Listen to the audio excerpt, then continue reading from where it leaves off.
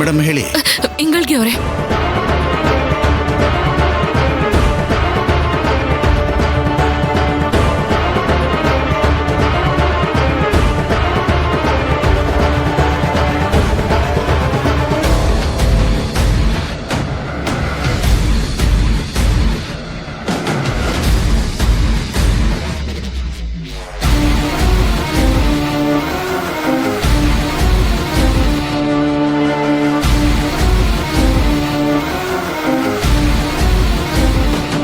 ಬೇಗ ಬನ್ನಿ.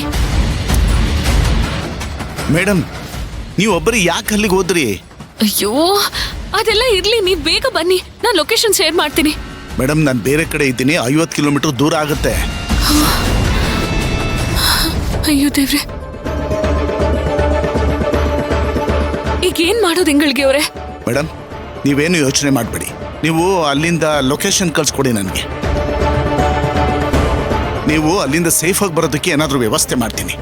ಲೊಕೇಶನ್ ಕಳ್ಸ್ಕೊಡಿ ಬೇಗ. ಸರಿ, ಈಗಲೇ ಸೆಂಡ್ ಮಾಡ್ತೀನಿ.